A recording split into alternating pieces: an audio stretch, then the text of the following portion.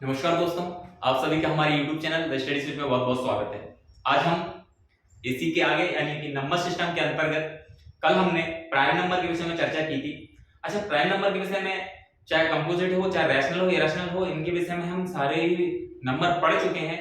लेकिन चूंकि इस बार थोड़ी गहराई से पढ़ रहे हैं, थोड़ी डीपली पढ़ रहे हैं, ताकि एग्जाम के पॉइंट ऑफ व्यू से एक भी आपका क्वेश्चन ना छूटे, है ना, इसलिए हम थोड़ी डीपली पढ़ रहे हैं। बाकी ये है कि हम कुछ क्लासों में कॉम्पिटिटिव एग्जाम के क्लास भी लगाते हैं। बाकी तो हमने 10th का हमारा सिलेबस चल रहा है, कंप्लीट होगा जल्दी से जल्दी। तो कल हमने प्राइम नंबर देखा था, आज उसी के आगे पढ़ने वाले हैं कंपोजिट नंबर के विषय में। काफी डीपली चर्चा करेंगे ताकि आपका एग्जाम से कोई भी क्वेश्चन छूट ना पाए। तो देखिए जरा, कंपोजिट नंबर के विषय में चर्चा करते हैं। हम सेकंड है हमारा, सेकंड हम पढ़ेंगे कंपोजिट नंबर। कंपोजिट नंबर जिसको हम हिंदी में अगर मैं बोलूं,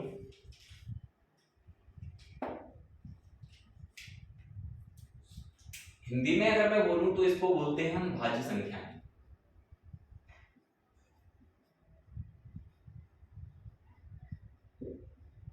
ठीक है, इसको हम क्या बोलते हैं? भाज्य संख्याएं। क्या होती है भाज्य संख्याएं? तो देखिए जरा, इसकी सरल सी हम परिभाषा देखते हैं तो ऐसी संख्याएं जो स्वयं और एक को छोड़कर, जिनका एक और कोई गुणनखंड होना चाहिए, यानी कि एक और फैक्टर होना चाहिए वन और इट्स सेल्फ के अलावा, वह संख्याएं क्या कहलाती हैं? आपकी भाज्य संख्याएं कहलाती है, यानी कि कंपोजिट नंबर कहलाते हैं। एक और परिभाषा है कि वह संख्याएं जिनके दो से ज्यादा फैक्टर हों, वह संख्याएं क्या कहलाती हैं? आपकी भाज्य संख्याएं कहलाती हैं, यानी कि कंपोजिट नंबर कहलाते हैं। ये दोनों ही परिभाषा है, और दो से ज्यादा कितने भी हो सकते हैं ये मायने नहीं रखता। बस मायने ये रखता है कि दो के अलावा, यानी वन और इटसेल्फ के अलावा एक और कोई फैक्टर होना चाहिए। वह संख्याएं किस किस श्रेणी में जाती हैं? कंपोजिट नंबर की श्रेणी में। देखते हैं एग्जांपल। सबसे पहले अगर मैं देखूं तो कहां से चालू होती है? आपको पता है ये संख्याएं जो हैं वो आपकी 4 से चालू होंगी। 4 हो जाएगा, 6 हो जाएगा, 4 6 8 हो जाएगा आपका, 9 हो जाएगा, 10 हो जाएगा, 12 हो जाएगा, 13 नहीं होगा, 14 हो जाएगा, 15 हो जाएगा, 16 हो जाएगा, 17 नहीं होगा, 18 हो जाएगा, 19 नहीं होगा, 20 हो जाएगा, 21 हो जाएगा, 22 हो जाएगा, 23 नहीं होगा, 24 हो जाएगा, 25 हो जाएगा। और भी आगे हम इसकी चर्चा करेंगे, लेकिन थोड़ा एग्जांपल से समझते हैं। आपने देखा होगा कि हमारा जो पहला प्राइम नंबर था वो 2 था। क्यों? क्योंकि 2 एक ऐसी संख्या है जिसके दो अलग अलग फैक्टर हैं, केवल और केवल दो फैक्टर है, इटसेल्फ और एक 2। वन तो ना तो आपका प्राइम है ना कंपोजिट है, उसके विषय में हम आगे चर्चा करेंगे। वैसे मैंने कल बता दिया था थोड़ा बहुत। अब बात होगी 4 से स्टार्ट हुआ, 2 से तो इसलिए नहीं हुआ क्योंकि 2 के तो सिर्फ दो ही फैक्टर है, इटसेल्फ और 2 खुद स्वयं, मतलब, है ना। अब बात होगी 4, तो एग्जांपल हम देखते हैं। देखिए जरा, थोड़ा एग्जांपल देखने का प्रयास करते हैं हम।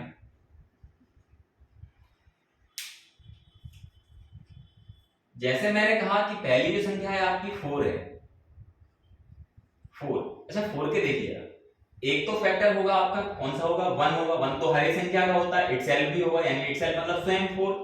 इसके अलावा एक और कोई फैक्टर होना चाहिए, तभी तो क्या है वो कंपोजिट नंबर है। तो इसका एक और फैक्टर हम देखिए जरा, कौन सा है? 2 है ना। 2 से डिवाइड हो जाएगा, यानी कि 2 इसका क्या है? गुणनखंड है, यानी फैक्टर है। तो ये पहली संख्या हमें मिल गई, कौन सी है? 4। ठीक है, ये तो हो गई चर्चा।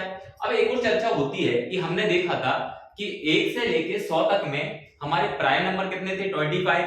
जब प्राइम नंबर 25 थे तो 1 से लेके 100 तक की अगर बात की जाए कि कंपोजिट नंबर कितने हैं, तो हमारे कितने होंगे? एक तो ना तो प्राइम है या ना कंपोजिट है, एक को हटा दिए, अब कितने बचे? 99।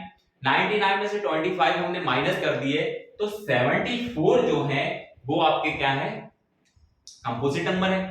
ठीक है, एक बार लिख भी देता हूं मैं कौन कौन से, देखिए जरा।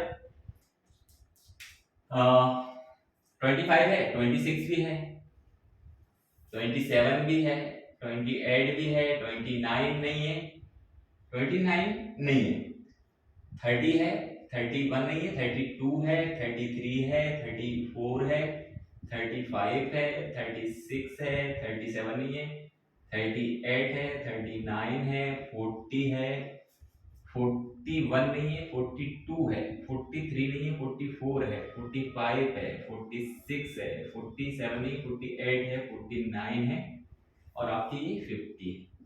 51 है, 52 है, 53 नहीं है, 54 है, 55 है, 56 है, 57 है, 57 है, 58 है, 59 नहीं है, 60 है, 61 है, 62 है, 61 नहीं है, 62 है, 61 नहीं है, 62 है, 63 है, 64 है, 65 है, 66 है, 67 नहीं, 68 है, 69 है, 70 है, 69 है, हाँ 70 है, 71 नहीं है, 72 है, 73 नहीं, 74 है, 75 है, 76 है, 77 है, 78 है, 79 नहीं है, 80 है, 81 है, 82 है, 83 नहीं है, 84 है, 85 है, 86 है, 87 है, 87 भी नहीं, 87 नहीं, 88 है, 89, अच्छा 87 है, 87 है, 88 है, 89 नहीं है, 19 है, 91 है, 92 है, 93 है, 94 है, 95 है, 96 है और 97 नहीं है, 98 है, 99 है और 100 है। एक कोई मिस्टेक हो रहा है 87 का 7 साइड जो है, देखते हैं हम ये अपन चेक करते हैं।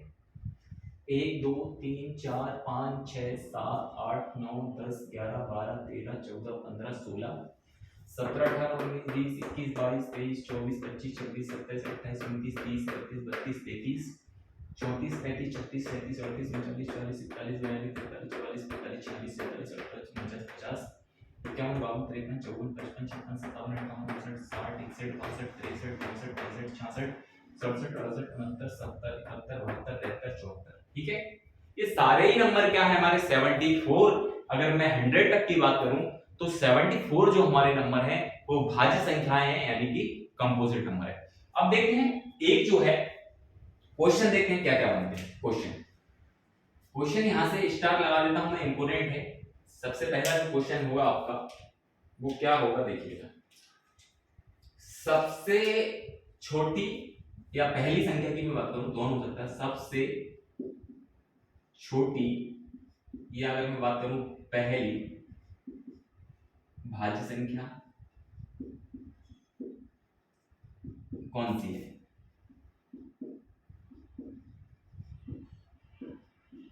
अभी आंसर देंगे हम। दूसरा यहां से क्वेश्चन बनता है, सबसे छोटी या पहली विषम भाज्य संख्या कौन सी है, ये क्वेश्चन बनेगा। दूसरा क्वेश्चन एक बनेगा 100 तक की संख्याओं में कितनी भाज्य संख्याएं हैं।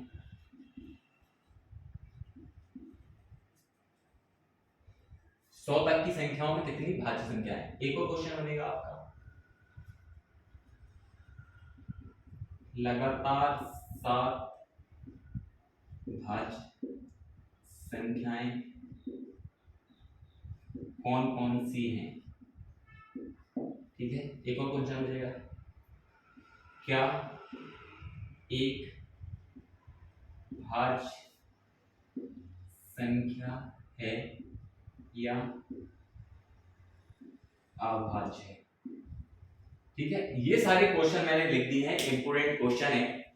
ये इंपोर्टेंट क्वेश्चन बन सकते हैं आपके, तो हमने देख लिया। ठीक है, देखिएगा सबसे पहला क्वेश्चन क्या है, सबसे छोटी पहली भाज्य संख्या कौन सी है। तो आप देख पा रहे होंगे जो स्टार्टिंग की पहली संख्या वही छोटी और पहली संख्या होती है, कौन सी है, तो वो 4 है। ठीक है, दूसरा क्वेश्चन है सबसे छोटी पहली विषम अभाज्य संख्या कौन सी है। बात हो रही है कौन सी, आपकी ऑड की बात हो रही है ना, ऑड की बात हो रही है। तो आप देख पा रहे होंगे 6 जो है वो इवन है, 8 भी इवन है, लेकिन विषम संख्या कौन सी है पहली, 9। कंफ्यूज होने की आवश्यकता नहीं, पहली विषम अभाज्य की पूछी है और पहली नॉर्मल पूछी है, पहली संख्या भाज्य कौन सी है, वो 4 है। 100 तक की अभी हमने देखा पूरा, ये सारी संख्याएं क्या है आपकी भाज्य है। 100 तक की बात हो रही है तो कितनी है 74। लगातार 7 भाज्य संख्याएं कौन सी है, लगातार भाज्य, बड़ा इंपॉर्टेंट क्वेश्चन है ये, काफी बार एग्जाम में पूछ चुका है ना। देखिए जरा आप देखेंगे तो लगातार की बात होगी तो 90 से 1 2 3 4 5 6 7 8 8 है, एक बीच में 97 नहीं है, ठीक है। तो यानी कि लगातार कितनी है 1 2 3 4 5 6 7, कौन कौन सी है 90 90 91 92 93 94 95 96, ये लगातार संख्याएं हैं जो भाज्य हैं। 1 2 3 4 5 6 7, कितनी संख्या है 7। क्या एक भाज्य है संख्या है या अभाज्य है, ना तो भाज्य और ना अभाज्य, ठीक है। ये सारे क्वेश्चन बनते थे इससे, बाकी इसमें कोई डाउट नहीं है, आपका एग्जाम से कोई भी क्वेश्चन बाहर नहीं जाएगा। ये सारी संख्याएं क्या है आपकी भाज्य संख्याएं। मिलते हैं अगले लेक्चर में और फिर चर्चा करेंगे हम रैशनल और इरेशनल नंबर की। तब तक के लिए जय हिंद, जय भारत, नमस्कार दोस्तों।